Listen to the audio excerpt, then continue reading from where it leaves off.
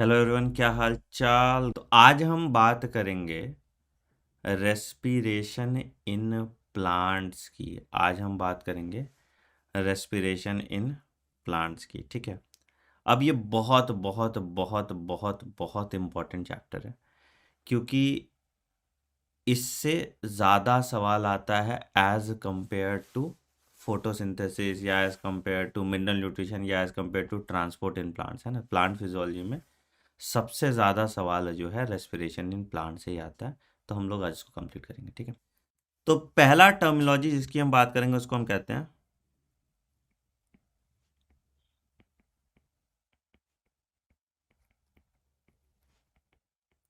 Cellular respiration.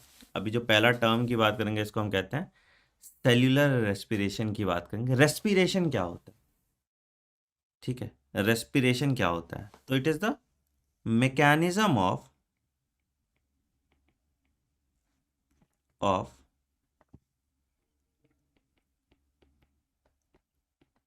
Breakdown of food materials, क्या, within the cell to release energy, to release energy, ठीक है। इस phenomena को हम सेल्यूलर रेस्पिरेशन कहते हैं। इस फिनोमिना को हम क्या कहते हैं बेटा, सेल्यूलर रेस्पिरेशन कहते हैं। रेस्पिरेशन किसका किसका होगा, रेस्पिरेशन जिस चीजों का होता है उसको हम रेस्पिरेटरी सबस्ट्रेट बोलते हैं, है ना। तो रेस्पिरेशन जिस चीजों का होता है उसको हम रेस्पिरेटरी सबस्ट्रेट बोलते हैं। तो क्या क्या फीचर है वो लिख लेते हैं सेल्यूलर रेस्पिरेशन का। लिखिए सेल्यूलर रेस्पिरेशन, क्या क्या फीचर आ जाता है आपका सेल्यूलर रेस्पिरेशन का, उसकी बात करते हैं, ठीक है। पहला कि जो रेस्पिरेशन का प्रोसेस है उसका सारा एनर्जी एक स्टेप में नहीं निकलता, ठीक है। एक बहुत इंपॉर्टेंट पॉइंट है कि जितना भी एनर्जी है वो एक स्टेप में नहीं निकलता। आप देखोगे रेस्पिरेशन मल्टीपल स्टेप का प्रोसेस है। सिर्फ ग्लाइकोलाइसिस ही देखोगे तो आप 10 स्टेप का प्रोसेस है, ठीक है। तो एक पहला पॉइंट कि all the energy contained in respiratory substrate, in respiratory substrate is not released free into a single step। बहुत इंपॉर्टेंट पॉइंट जो मैंने बताया था, सिंगल स्टेप, ठीक है। दूसरा पॉइंट एक कि जैसे एसेंशियली रेस्पिरेशन तो एक कैटाबॉलिक प्रोसेस है। अब देखो दो तरह का चीज होता है, एक होता है कैटाबॉलिज्म, एक होता है एनाबॉलिज्म। कोई चीज टूटता है तो कैटाबॉलिज्म, कोई चीज जुटता है तो एनाबॉलिज्म। दोनों को मिला दो तो हो गया मेटाबॉलिज्म, दोनों को मिला दो तो हो गया मेटाबॉलिज्म। तो यहां पे बेटा एक कह रहा है कि रेस्पिरेशन जो है एक एम्फीबॉलिक पाथवे है। एम्फीबॉलिक मतलब कि एसेंशियली तो ये कैटाबॉलिक पाथवे है, बट कहीं कहीं एनाबॉलिज्म भी हो रहा है। अभी इस पे हम डिटेल में डिस्कस करेंगे, ठीक है। तो अभी इस पे हम डिटेल में थोड़ी देर में डिस्कस करेंगे, बट अभी बात कर लेते हैं, ठीक है। Respiration is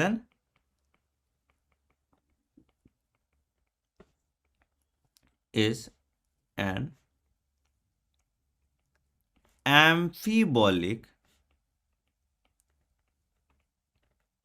pathway. Respiration is an amphibolic pathway, ठीक है। Respiration is an amphibolic pathway, ठीक है। और क्या होगा, और क्या होगा, cellular respiration is a down hill process. Down hill समझते हो बेटा, अभी जब इस पे बात करेंगे तो ऑक्सीजन इलेक्ट्रॉन एक्सेप्टर की तरह काम करता है, इसलिए इसको हम डाउनहिल प्रोसेस कहते हैं ना। ऑक्सीजन इलेक्ट्रॉन एक्सेप्टर की तरह काम करता है, इसलिए इसको हम डाउनहिल प्रोसेस बोलते हैं, इसलिए इसको हम डाउनहिल प्रोसेस बोलते हैं। अब आते हैं, डू प्लांट्स ब्रीथ? क्या प्लांट्स ब्रीथ करते हैं? हाँ, क्या भैया करते हैं? हाँ या नहीं? सब प्लांट का सारा cell, living cell respiration show करेगा और ब्रीथ भी करेगा, ठीक है। तो कहाँ कहाँ से कर सकता है? स्टोमाटा से करता है, और दूसरा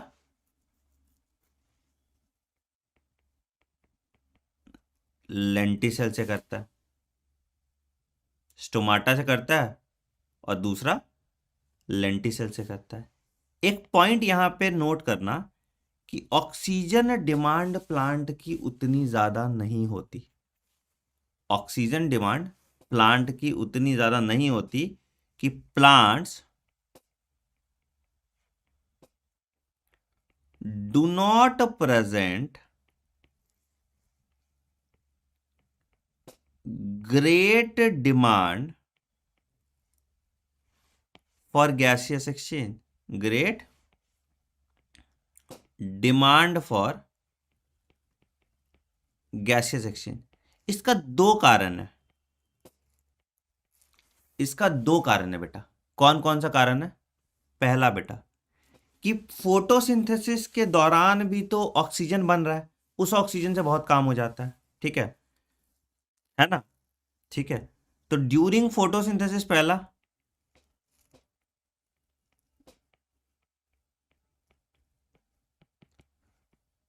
O2 लिबरेटेड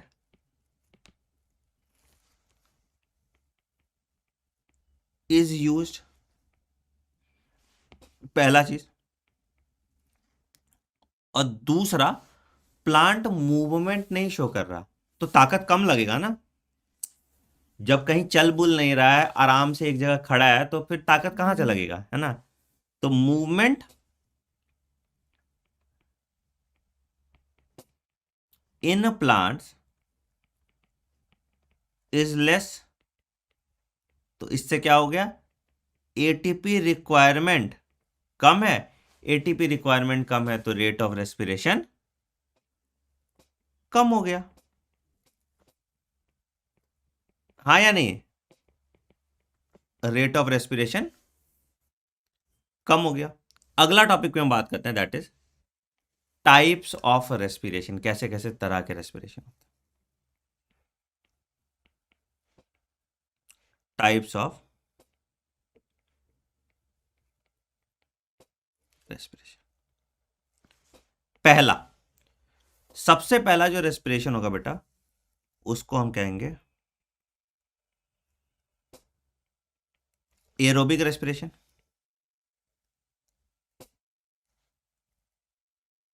और जो दूसरा तरह का रेस्पिरेशन होगा उसको हम कहेंगे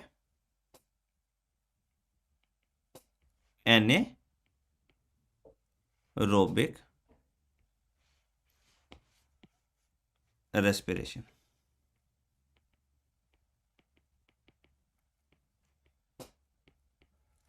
पहला जो टाइप का रेस्पिरेशन होगा उसको हम कहेंगे एरोबिक रेस्पिरेशन, और दूसरा जो टाइप का रेस्पिरेशन होगा उसको हम कहेंगे एनेरोबिक रेस्पिरेशन, है ना? ठीक है। एरोबिक रेस्पिरेशन मतलब क्या होता है? एरोबिक रेस्पिरेशन, ऑक्सीजन के प्रेजेंस में अगर रेस्पिरेशन हो रहा है तो उसको हम एरोबिक रेस्पिरेशन कहते हैं। तो क्या है? Complete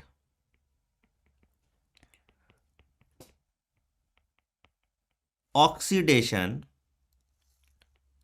of food in presence of oxygen, ठीक है। एनेरोबिक में क्या होगा बेटा?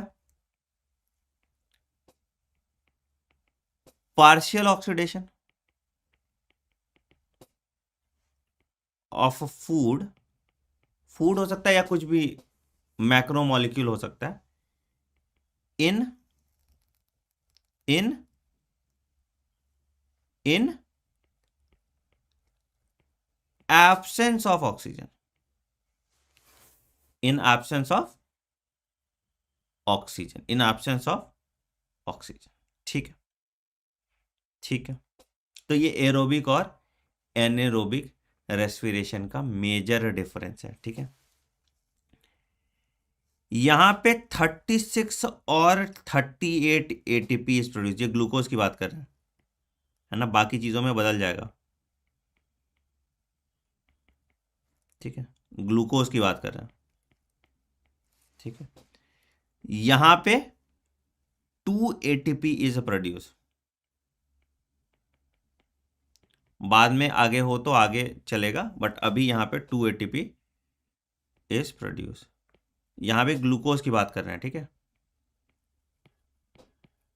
तो ये तुम्हारा एरोबिक और एनेरोबिक रेस्पिरेशन का मेजर डिफरेंस है। ये तुम्हारा एरोबिक और एनेरोबिक रेस्पिरेशन का मेजर डिफरेंस है। ठीक है, एरोबिक रेस्पिरेशन की बात करेंगे, फिर एनेरोबिक रेस्पिरेशन पे आ जाएंगे। ठीक है, एरोबिक रेस्पिरेशन की बात करेंगे, फिर एनेरोबिक रेस्पिरेशन पे आ जाएंगे। तो सबसे पहले आते हैं एरोबिक रेस्पिरेशन पे। अब ध्यान से सुनना, मैकेनिज्म वाला पार्ट है, समझने वाली चीज है, तसल्ली से सुनना और तसल्ली से समझना। ठीक है, एरोबिक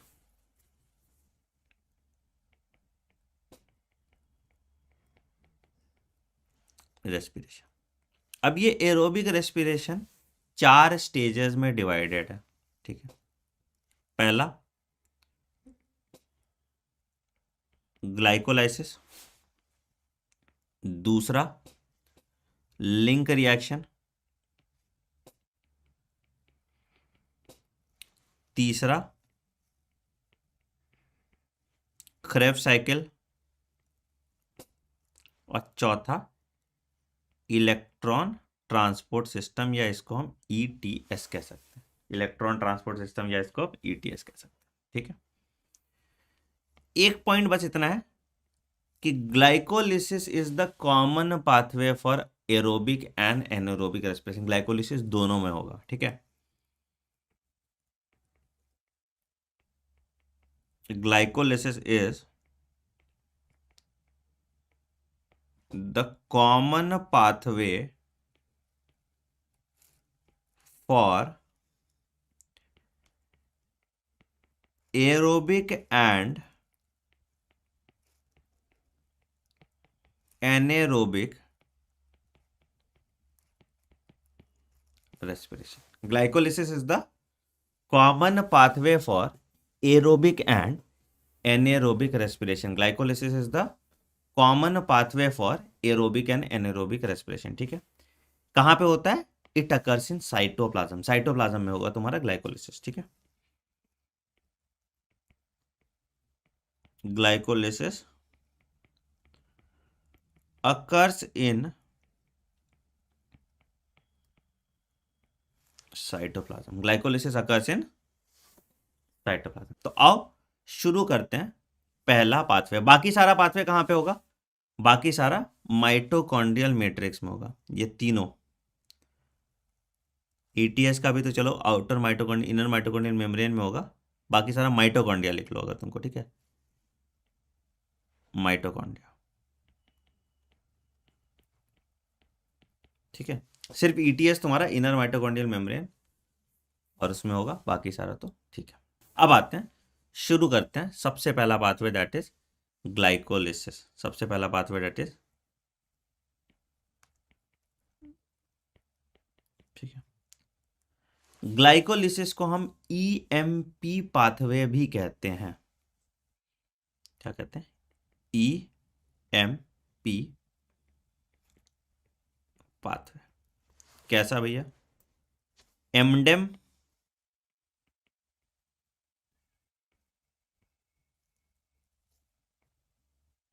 मेऑफ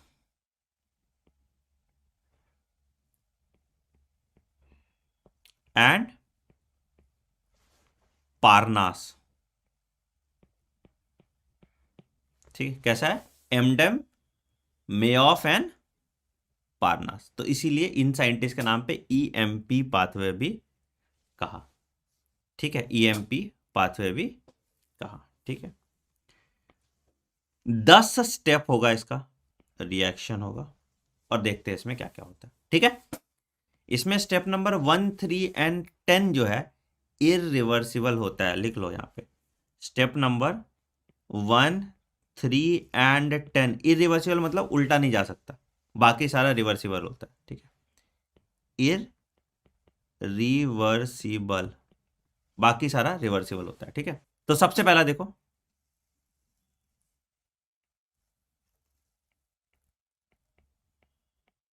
ग्लूकोज,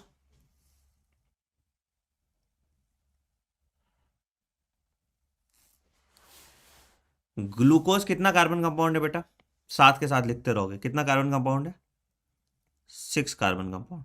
ग्लूकोज ना बहुत सुखी जीवन जी रहा था। कहानी सुनो, अभी स्टोरी टाइम है। ग्लूकोज बहुत सुखी जीवन जी रहा था, बहुत सुखी जीवन जी रहा था, बहुत संतुष्ट था अपने लाइफ में, कोई ऐसा दुख नहीं था उसको जीवन में, बहुत बढ़िया से जी रहा था। ठीक है, अब हमने क्या किया ना, किसी को कलेश कराना है किसी घर में, तो क्या करते हैं ना, उसको पैसा दे देते हैं। चिल तो तभी आता है ना इंसान को जब उसके पास पैसा हो जाता है। ठीक है, तो क्या किया कि हमने ग्लूकोज को तोड़ने की कोशिश की, तो एक एजेंट लगाया। इस एजेंट का नाम रखा है हेक्सोकाइनेस। क्या रखा है इसका नाम? हेक्सोकाइनेस। और इसको बोला जा कुछ पैसे देके आ जा उसको। तो ये एजेंट ने क्या किया कि ठीक है भैया आप बोल रहे हैं तो हम दे देते हैं। इस एजेंट ने इसको एक एटीपी दे दिया, एक एटीपी दे दिया। तोड़ है ग्लूकोज, हेक्सोज है, तो हेक्सोज को तोड़ा तो हेक्सोकाइनेज हो गया, हेक्सोज को तोड़ा तो हेक्सोस काइनेज हो गया। तो इस पे क्या हो गया, ये बन गया ग्लूकोज 6 फॉस्फेट। क्या बना? Glucose 6 phosphate. ठीक, अब जब इसके पास पैसा आया तो इसके रंग रूप बदलेंगे, है ना। जब इसके पास पैसा आया तो इसके रंग रूप थोड़े बदलेंगे। तो क्या हुआ कि इसने एक शॉपर हायर किया, ठीक है, जो इसको शॉपिंग वॉपिंग कराएगा।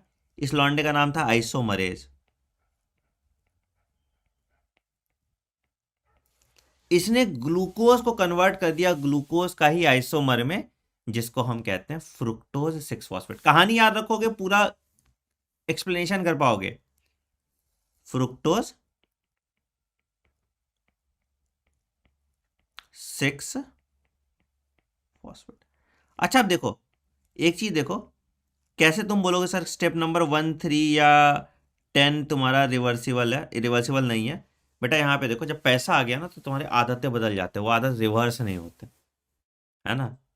तो वही चीज़ है यहाँ पे कि जहाँ जहाँ एटीपी लग रहा है, ठीक है, वहाँ वहाँ का प्रोसेस इरिवर्सिबल हो जाए। जहाँ जहाँ एटीपी लग रहा है ना, वहाँ वहाँ का प्रोसेस इरिवर्सिबल हो जा रहा है। ये चीज़ ध्यान देना है, जहाँ जहाँ एटीपी लग रहा है वहाँ वहाँ का प्रोसेस कैसा हो जा रहा है? इरिवर्सिबल हो जा रहा है। तो यहाँ फ्रुक्टोज 6 फॉस्फेट में कन्वर्ट हो गया। ठीक है, इतने पैसे में भी काम नहीं चल रहा था, इतने पैसे में भी काम नहीं चल रहा था, तो हमने इसको थोड़े और पैसे दे दिए। तो अब हमको फ्रुक्टोज को तोड़ना है, तो हम कौन सा काइनेज लगाएंगे? फॉस्फोफ्रुक्टोकाइनेज। फॉस्फेट की मदद से हम फ्रुक्टोज तोड़ रहे हैं, तो कौन सा काइनेज लगाएंगे? Phospho fructo kinase, phospho fructo kinase. तो ये किस में कन्वर्ट हो जाएगा? यहां पे फिर एटीपी दे दो, एटीपी दे दिए, एटीपी निकल गया। क्या बना? Fructose 1,6 bis phosphate. दोनों पे लगा, पहले कार्बन पे भी लगा और दूसरे कार्बन, छठे कार्बन पे भी फॉस्फेट लग गया। फिर से मैं रिपीट कर रहा हूं, देखो, ग्लूकोज कितना कार्बन कंपाउंड था? 6 कार्बन कंपाउंड था। मुझे ग्लूकोज को तोड़ना था, तो मैंने एक हेक्सोकाइनेज लगाया और एटीपी लगा दिया छठे कार्बन पे ग्लूकोज के। ठीक है, ग्लूकोज कन्वर्ट हो गया ग्लूकोज 6 फॉस्फेट में। ठीक है, उसके बाद इसके रंग रूप बदल गए पैसे आते हुए, तो आइसोमरेज एंजाइम के प्रेजेंस में ये कन्वर्ट हो गया फ्रुक्टोज 6 फॉस्फेट में।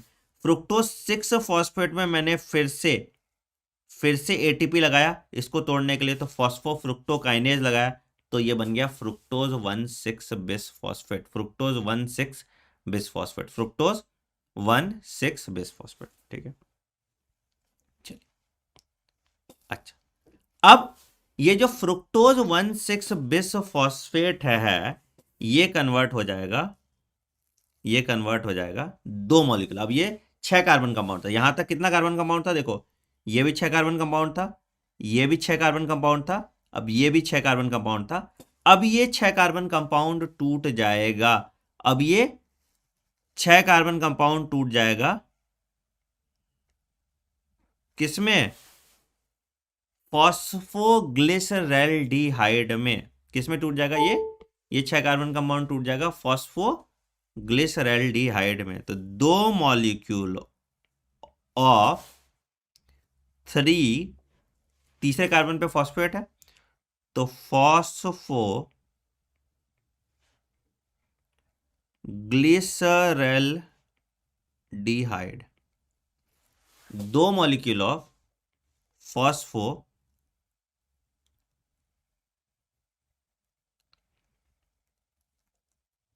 ग्लिसरैल्डिहाइड, इन दोनों में आइसोमरेज लगा के ये इंटरचेंज हो सकता है ढाप में, डाई हाइड्रोक्सी एसीटोन फॉस्फेट, है ना। ये दोनों आइसोमरेज से इंटरचेंजेबल है धाप में, यहां पे आइसोमरेज लगा दो।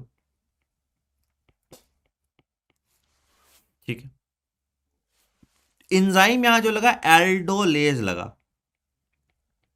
ठीक है, और ये ढाप तुम्हारा यहां से इंटरचेंजेबल है, यहां से। ठीक है, तो यहां पे 6 कार्बन कंपाउंड से हम आ गए 3 कार्बन कंपाउंड पे, यहां से 6 कार्बन कंपाउंड से आ गया तुम्हारा कितने, 3 कार्बन कंपाउंड।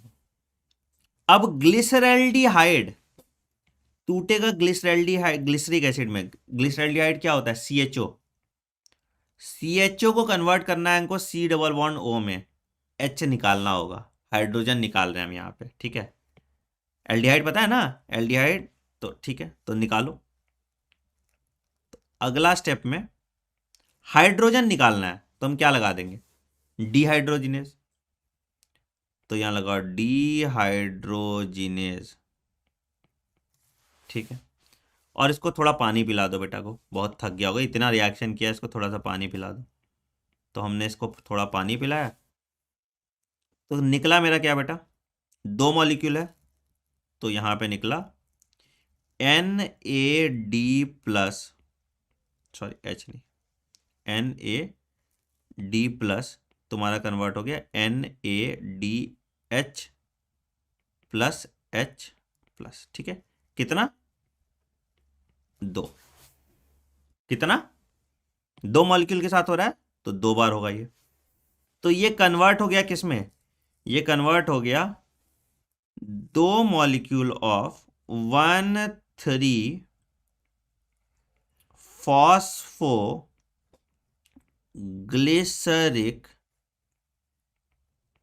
एसिड, हाँ या नहीं, 1,3 phosphoglyceric acid, 2 molecule of 1,3 phosphoglyceric acid में ये कन्वर्ट हो गया, 2 मॉलिक्यूल ऑफ 1,3 फॉस्फोग्लिसरिक एसिड में ये कन्वर्ट हो गया। ठीक है, ठीक है, अब ना एक और फॉस्फेट हम निकाल लेते हैं, एक और फॉस्फेट निकाल लेते हैं। अब जो इन्वेस्टमेंट है, इन्वेस्टमेंट के रिटर्न का टाइम आ गया। ठीक है, तो हम क्या करते हैं, फॉस्फेट को ट्रांसफर कर रहे हैं, फॉस्फेट को ट्रांसफर कर रहे हैं, तो यहां से हम एटीपी निकालना स्टार्ट कर देते हैं।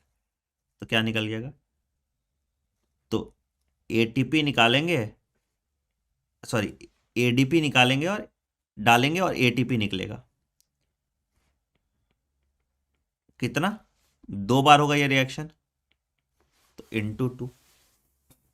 चलिए इसका 2 ऐसे इससे लिख देते हैं ताकि कंफ्यूज नहीं करो, इंटू 2। कौन सा एंजाइम लग रहा है सर यहाँ, ट्रांसफॉस्फोराइलेज, ट्रांसफॉस्फोराइलेज तो क्या हो गया 3 फॉस्फोग्लिसरिक एसिड। ठीक है, तो ये कन्वर्ट हो गया 3 फॉस्फोग्लिसरिक एसिड।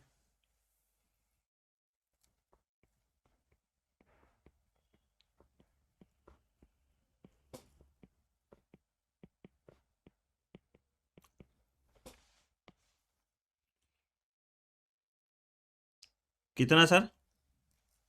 2 मॉलिक्यूल। कितना सर? 2 मॉलिक्यूल। अगले स्टेप पे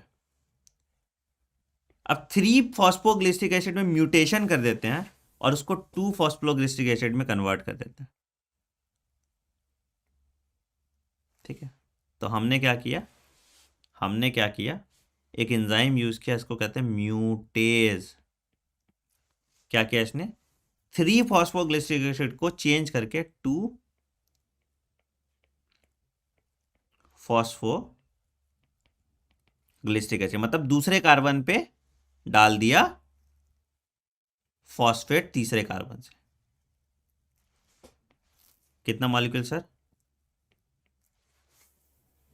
कितना मॉलिक्यूल सर? 2 phosphoglyceric acid. अब यहां पे इसको कन्वर्ट कर देंगे हम फॉस्फोइनॉल पाइरुवेट में, तो यहां पे इनोल ग्रुप लगेगा, तो यहां लगाओ इनोलेज। क्या लगाओ यहां पे? ठीक है, पानी जो दिए थे उसको निकाल लो और ये कन्वर्ट हो जाएगा 2 फॉस्फोइनॉल पाइरुवेट। मतलब फॉस्फेट ग्रुप कहां पे लगा है? दूसरे कार्बन पे ही लगा है। फॉस्फेट ग्रुप कहां पे लगा है? दूसरे कार्बन पे ही लगा है। तो 2 molecule of phosphoenol pyruvate, 2 molecule of phosphoenol pyruvate. ठीक है, ठीक। अब ये फॉस्फोइनॉल पाइरुवेट कन्वर्ट हो जाएगा किसमें? Pyruvic acid. ये सॉरी, ये रिवर्सिबल नहीं होगा, ये प्रोसेस नॉन रिवर्सिबल है, ये कन्वर्ट हो जाता है पाइरुविक एसिड। तो ये कन्वर्ट हो जाएगा पाइरुविक एसिड। तो गया क्या? एटीपी निकला, तो निकाल दो यहां से एटीपी। तो यहां पे मेरा हो गया एडीपी, निकल के बना दिया एटीपी 2 मॉलिक्यूल। ठीक है, ये भी कितना होगा? 2 मॉलिक्यूल ऑफ पाइरुविक एसिड बना। क्या होगा यहां पे enzyme? Pyruvic acid kinase. Pyruvic acid kinase. ठीक है, पाइरुविक एसिड काइनेज। ठीक है, यही होता है ग्लाइकोलिसिस। तो देखो 1 2 3 4 5 6 7 8 9 10 10 स्टेप हो गया तुम्हारा, है ना? 10 स्टेप ऑफ प्रोसेस हो। ठीक है, step 1 3 and 10 are not reversible. ठीक है, step 1 3 and 10 are not reversible. अब देखो खर्चा कितना हुआ और पैसा कितना आया। इन्वेस्टमेंट किए, अब देखो खर्चा कितना हुआ और पैसा कितना आया, वो भी कैलकुलेट कर लेते हैं। कितना खर्चा किया और कितना पैसा आया। कितना खर्चा किए हैं और कितना पैसा आया है। ठीक है, कहाँ खर्चा किए? यहां पे एक एटीपी लगाया, यहां पे एक एटीपी लगाया। ठीक है, तो नेट एटीपी यूटिलाइज्ड, लिखो net ATP utilize that is equal to 2 ATP. ठीक है, अच्छा नेट एटीपी गेन्ड, अब ये डायरेक्टली गेन हुआ है, मतलब कि by substrate level phosphorylation, by directly, जहां ईटीएस इन्वॉल्व नहीं होगा उसको हम सबस्ट्रेट लेवल फॉस्फोराइलेशन कहते हैं। तो bye substrate level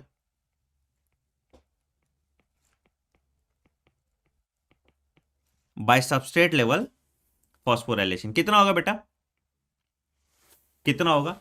net ATP gained by substrate level phosphorylation, net ATP gained by substrate level phosphorylation. Net ATP gained by कितना है, देखो तो कितना पैसा आया मेरे पास, लगाया तो हमने था मार्केट में, कितना पैसा लगाया था 1 एटीपी 2 एटीपी, आया कितना मेरे पास, देखो सबस्ट्रेट लेवल फॉस्फोराइलेशन, तो यहाँ पे 2 एटीपी, यहाँ पे कितना 2 एटीपी दिख रहा है, यहाँ पे 2 एटीपी, ठीक है। अच्छा, और यहाँ पे 2 एटीपी है ना, तो 2 डबल हो गया, 30 दिन में पैसा डबल, 2 एटीपी यहाँ पे और 2 एटीपी यहाँ पे, तो नेट गेन कितना हुआ 4 एटीपी, ठीक है। तो नेट प्रॉफिट कितना हुआ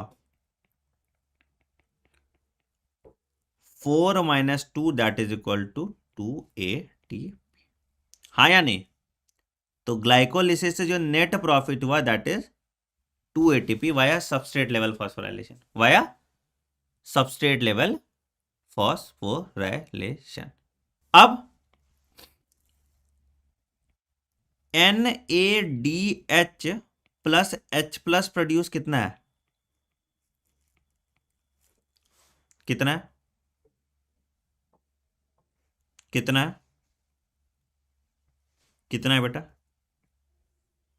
कितना है 2, तो कितना दैट इज इक्वल टू 2, ठीक है।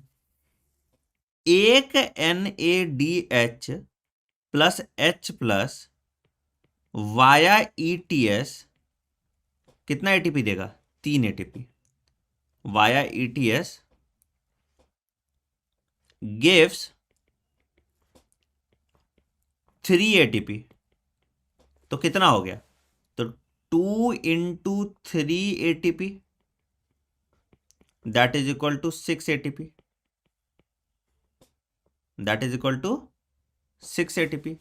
तो नेट गेन कितना हुआ 6 plus 2 that is equal to 8 ATP.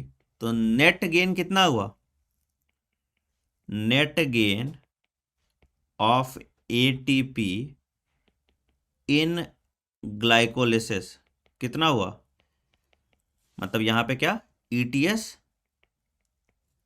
Plus substrate level phosphorylation,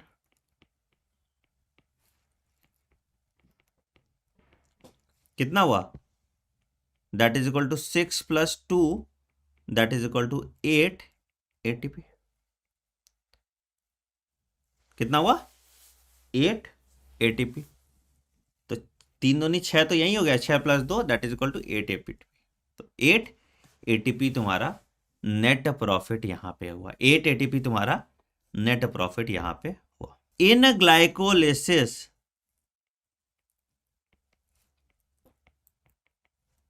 O2 is not consumed, याद रखिए O2 is not consumed, ठीक है। 6 कार्बन कंपाउंड था, ये मुझे 2 3 कार्बन कंपाउंड दे दिया। कौन सा 3 कार्बन कंपाउंड है, इसको हम कहते हैं पायरुविक एसिड, और ये है तुम्हारा ग्लूकोज। साइट हमने देखा, साइट क्या था बेटा, site was cytoplasm, site was cytoplasm. एक होता है, एक शटल सिस्टम होता है। एक सवाल मैं तुमसे पूछता हूं, ठीक है, क्या, कमेंट सेक्शन में बताना, क्या कभी कभी ग्लाइकोलिसिस में 6 एटीपी भी प्रोड्यूस होता है, नेट एटीपी का गेन 6 एटीपी भी प्रोड्यूस होता है, एक जरूर कमेंट सेक्शन में बताना, ठीक है। लिंक रिएक्शन और क्रेब्स साइकिल है ना, हम लोग करेंगे लिंक रिएक्शन या गेटवे रिएक्शन की बात, लिंक रिएक्शन या गेटवे रिएक्शन की बात। ग्लाइकोलिसिस साइटोप्लाज्म में होता है, साइट इसका साइटोप्लाज्म है, ये सब कुछ हमने देख लिया, ठीक है। अब जो भी हम बात करेंगे वो माइटोकॉन्ड्रिया में हो रहा होगा, अब जो भी हम बात करेंगे वो माइटोकॉन्ड्रिया में हो रहा होगा, ठीक है। तो दूसरा रिएक्शन की बात करो, लिंक रिएक्शन या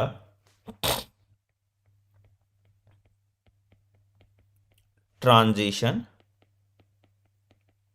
रिएक्शन या गेटवे रिएक्शन की हम बात कर रहे हैं, ठीक है। क्या होता है लिंक रिएक्शन या ट्रांजिशन रिएक्शन या गेटवे रिएक्शन। तो यहाँ पे जो 3 कार्बन कंपाउंड था दैट वाज मेरा पायरुविक एसिड, ठीक है।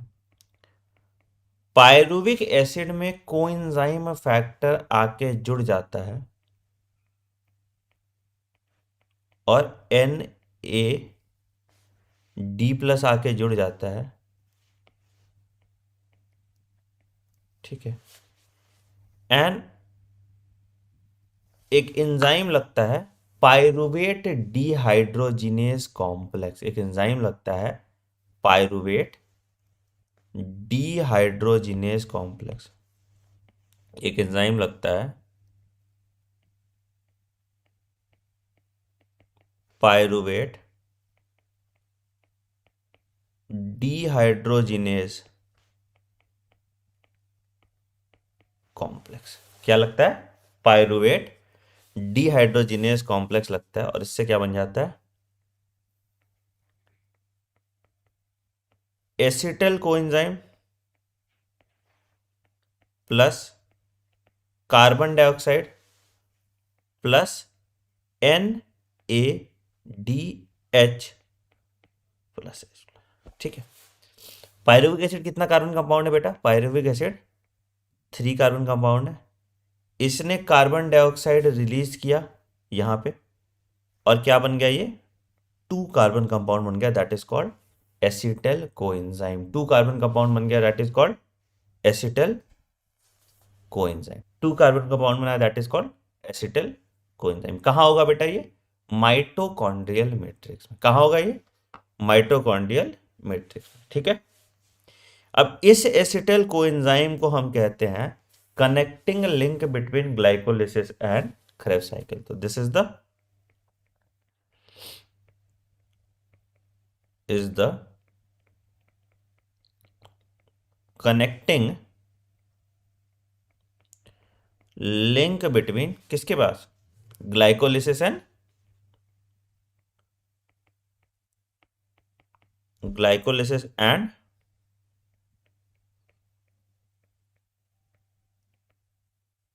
Krebs cycle.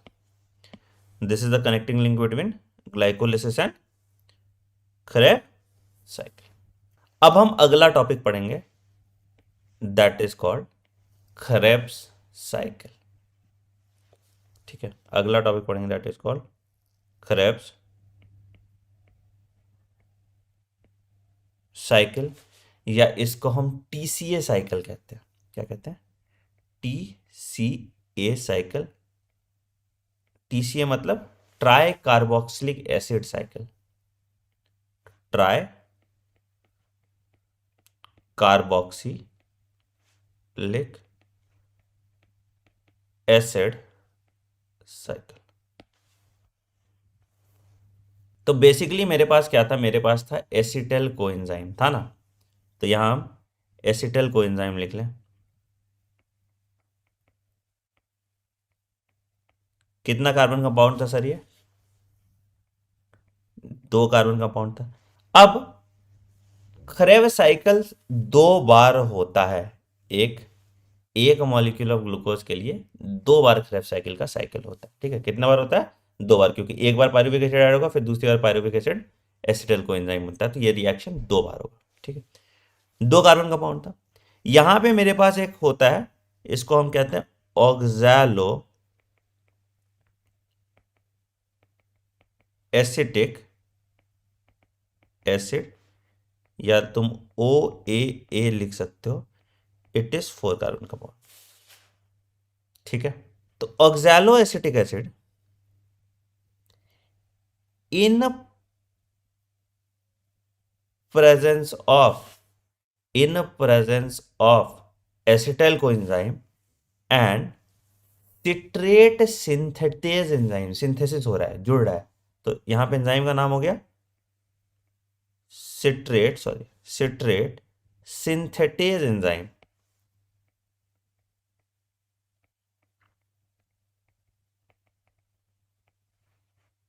Citrate synthetase enzyme किस में कन्वर्ट हो जाता है? TCA या सिट्रेट में, या सिट्रेट में, ठीक है। 4+2, ये कितना कार्बन कंपाउंड था? ये 4 कार्बन कंपाउंड था, ये 2 कार्बन कंपाउंड था, तो ये कितना कार्बन कंपाउंड हो गया? 4+4+2 कितना कार्बन कंपाउंड हो गया बेटा? तो ये हो गया 6 कार्बन कंपाउंड। तो सिट्रेट तुम्हारा कन्वर्ट हो जाता है ऑक्सैलो सक्सीनेट में। मैं 2 स्टेप खाया है, ठीक है, पहले बता रहा हूं, ठीक है, तुम्हारे एग्जाम में नहीं आता। सिट्रेट कन्वर्ट हो जाता है ऑक्सैलो, ना तुम्हारे एनसीईआरटी में, सक्सीनेट में, ठीक है।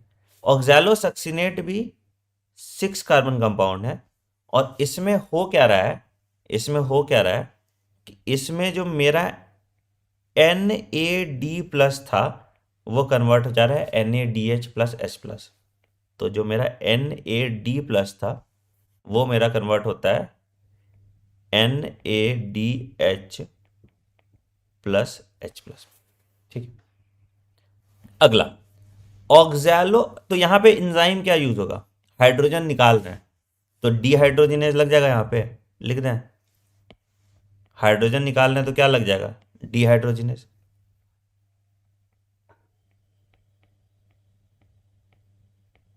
हाइड्रोजन निकाल दे तो क्या हो जाएगा? डीहाइड्रोजिनेज, ठीक है। अच्छा, अब ऑक्सैलोसक्सिनिक एसिड 6 कार्बन कंपाउंड था, मुझे इससे ऑक्सीजन निकालना है, और सॉरी, मुझे इससे कार्बन डाइऑक्साइड निकालना है ऑक्सीजन देके, ठीक है। तो क्या कर सकते हैं मालिक?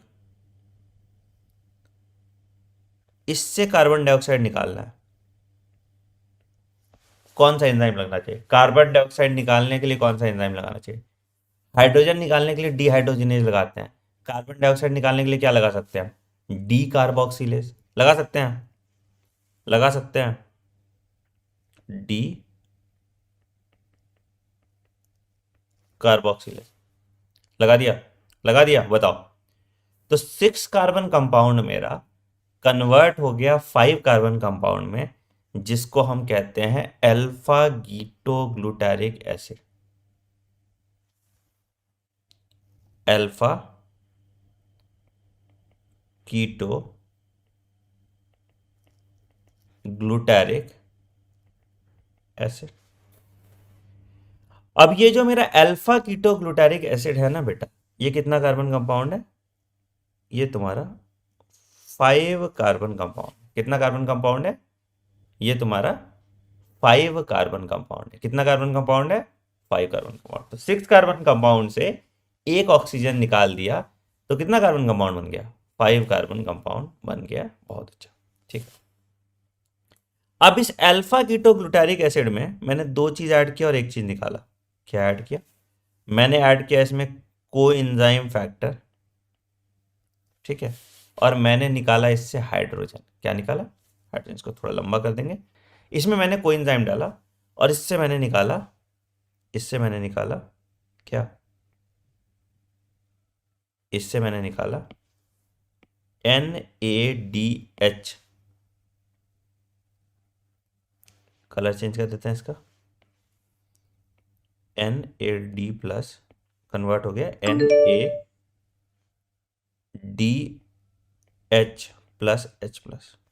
ठीक। ऑब्वियसली एंजाइम कौन सा लगेगा यहाँ पे? डीहाइड्रोजिनेज। कौन सा एंजाइम लगेगा? डीहाइड्रोजिनेज। हाइड्रोजन निकालना है, ठीक है, ठीक है। तो ये कन्वर्ट हो जाता है अल्फा कीटोग्लूटारिक एसिड से, ये कन्वर्ट हो जाता है अल्फा कीटोग्लूटारिक एसिड। अच्छा, इससे ना ये भी निकाल लो, कार्बन डाइऑक्साइड भी एक और निकाल ही दो, ठीक है। तो डीहाइड्रोजिनेस डी कार्बोक्सिलेज दोनों लग जाएगा, तो डीहाइड्रोजिनेस कॉम्प्लेक्स कह देंगे इसको, डीहाइड्रोजिनेस कॉम्प्लेक्स करेंगे इसको। तो जो ये 5 कार्बन कंपाउंड था उससे कार्बन डाइऑक्साइड निकाल दिए, कोएंजाइम जोड़ दिए, तो कुछ 4 कार्बन कंपाउंड बनेगा, है ना। तो जो मेरा 5 कार्बन कंपाउंड था वो कन्वर्ट हो गया एक 4 कार्बन कंपाउंड में, जिसको हम कहते हैं सक्सिनिल कोएंजाइम। किसमें कन्वर्ट हो गया? Succinyl coenzyme which is a 4 carbon compound. क्यों? क्योंकि कार्बन डाइऑक्साइड यहां निकला और डीहाइड्रोजिनेस कॉम्प्लेक्स की मदद से NaDH प्लस H प्लस निकला। तो 5 कार्बन कंपाउंड कन्वर्ट हो गया मेरा 4 कार्बन कंपाउंड में। 5 कार्बन कंपाउंड कन्वर्ट हो गया मेरा 4 कार्बन कंपाउंड में। ठीक है, अब इस सक्सिनिल कोएंजाइम से कोएंजाइम निकाल दो, वापस फिर से इसको नंगा कर दिया। ठीक है, तो इससे कोएंजाइम मैंने निकाल दिया, सक्सिनिल कोएंजाइम से मैंने क्या निकाल दिया? कोएंजाइम निकाल दिया। बहुत अच्छी बात है, बहुत अच्छा काम किया है, नेकी का काम किया है। ठीक है, ठीक है, और ATP बना लेते हैं। ATP नहीं, यहां पे GTP बनेगा। यहां पे क्या बनेगा? GTP। तो यहां पे बनेगा GDP कन्वर्ट हो जाएगा GTP में। GTP गुआनिन ट्राइफॉस्फेट, जैसे ATP के तरह काम करता है। तुम ATP GTP जो समझना है, एक ही बात है, कोई दिक्कत नहीं है। तो ये सक्सिनिल कोएंजाइम में कन्वर्ट हो गया सक्सिनेट में। किस में कन्वर्ट हो गया? क्या यहां पे कार्बन डाइऑक्साइड निकला? क्या यहां पे कार्बन डाइऑक्साइड निकला? नहीं निकला ना। तो कितना रहेगा? 4 कार्बन कंपाउंड ही रहेगा। तो ये भी 4 कार्बन कंपाउंड रह गया। यहां जो एंजाइम लगता है इसको हम कहते हैं थियोकाइनेज। यहां जो एंजाइम लगता है इसको हम कहते हैं थियोकाइनेज। तोड़ रहा है ना, तो इसको थियोकाइनेज कहते हैं। क्या कहते हैं?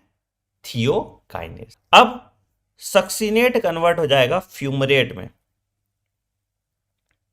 सक्सिनेट में फिर से डिहाइड्रोजिनेशन होगा और ये कन्वर्ट हो जाएगा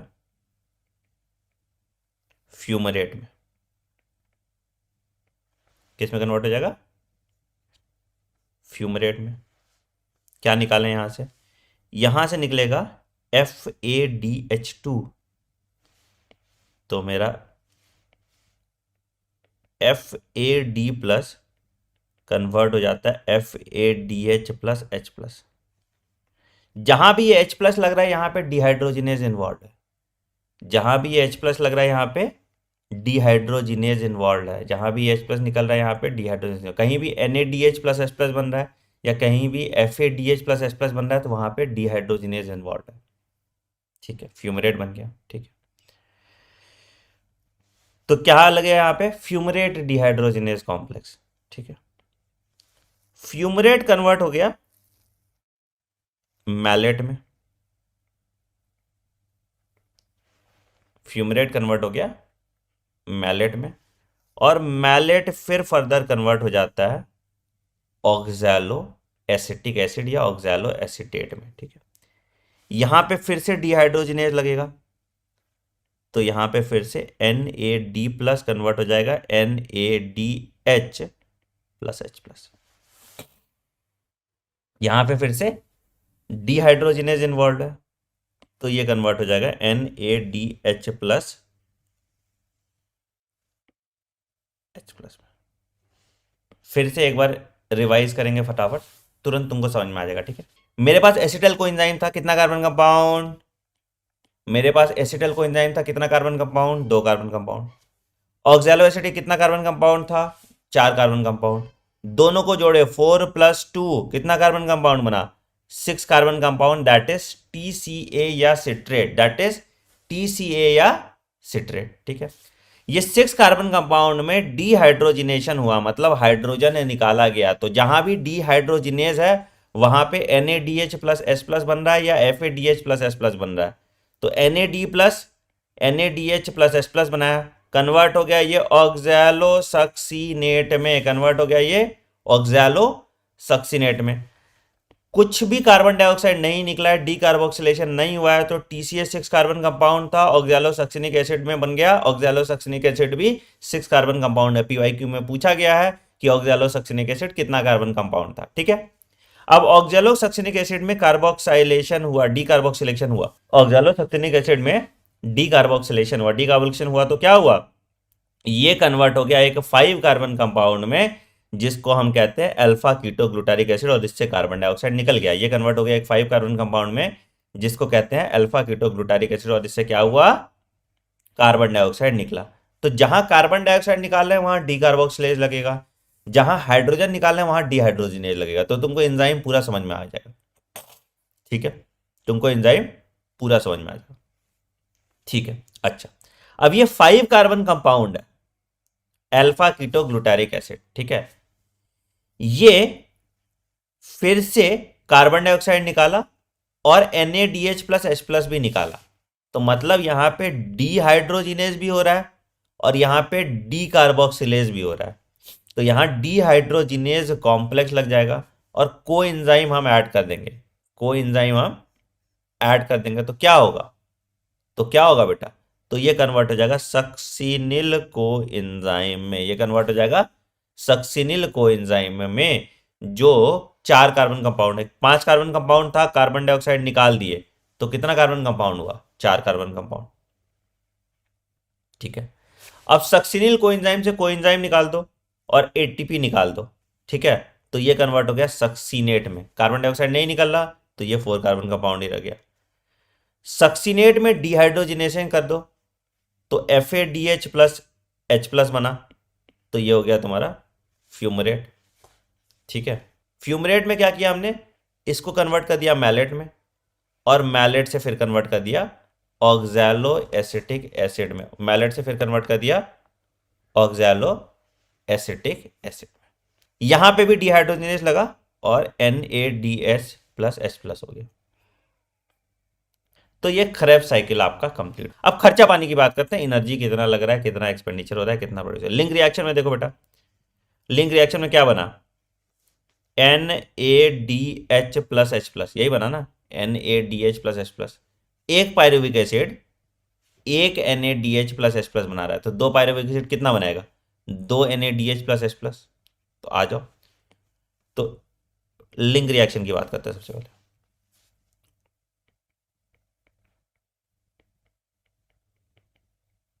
ठीक, तो energy produce by substrate level phosphorylation in link reaction 0,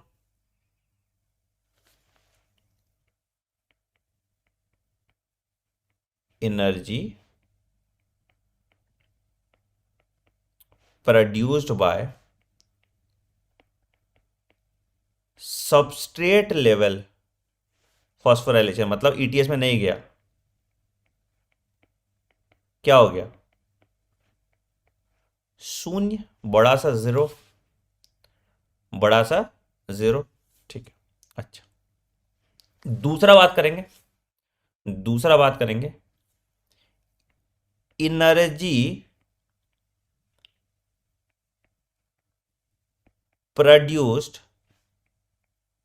via ATP, via sorry via ETS, ETS के थ्रू जाएगा तो NaDH कन्वर्ट हो जाएगा, तो क्या हो गया, तो is equal to 2 NaDH plus H plus, ठीक है। तो कितना कर देंगे, into 2 NaDH plus H plus, ठीक है। अब एक NaDH plus H plus 3 ATP देता है, तो कितना हो गया, तो इज इक्वल टू 6 ATP। तो लिंक रिएक्शन में कितना बना, 6 ATP। हिसाब किताब बहुत जरूरी है, कितना बना, 6 ATP। आई क्रेब्स साइकिल का हिसाब किताब देखें,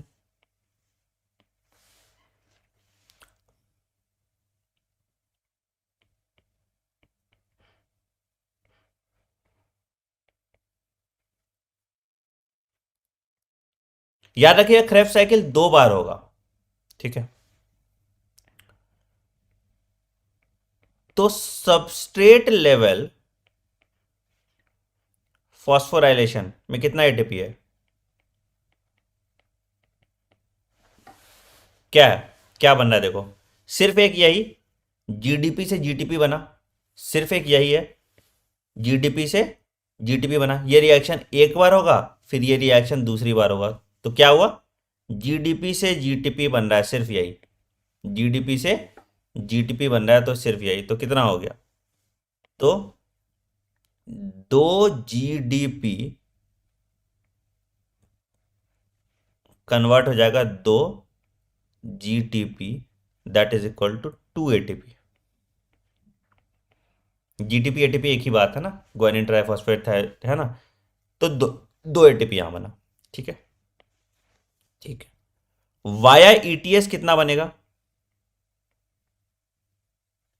वाया ईटीएस कितना बना, कितना, देखो एनएडीएच, तो दो दो बार मल्टीप्लाई करेंगे, ठीक है, 2 इंटू 2 इंटू, ठीक है, 2 बार हो रहा है साइकिल, तो कितना है, एनएडीएच प्लस एच प्लस बन रहा है एक, ठीक है, दूसरा और तीसरा, ठीक है, तो क्या हुआ, 2 into 3 NaDH plus H plus, 6 हो गया, ठीक है, और इंटू कितना, ये FADH2 एक ही है, तो एक, तो 2 इंटू 1 FADH2, तो मतलब कहने का तात्पर्य है 6 NaDH प्लस एच प्लस और 2 FADH2, ठीक, एक FADH2 2 एटीपी देता है, एक FADH2 कितना एटीपी देता है, 2 एटीपी देता है, एक FADH2 कितना एटीपी देता है, 2 एटीपी देता है, तो कितना हो गया, तो कितना हो गया, तो that is equal to 4 ATP, और NaDH प्लस कितना हो गया, that is equal to 6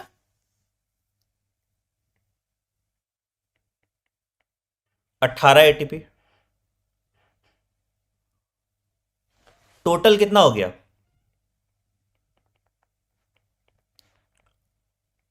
24, total कितना हो गया, 24 एटीपी, तो टोटल एटीपी कितना हुआ, टोटल एटीपी पहले वाया सबस्ट्रेट लेवल फॉस्फोराइलेशन, अब आओ, मतलब विदाउट ईटीएस,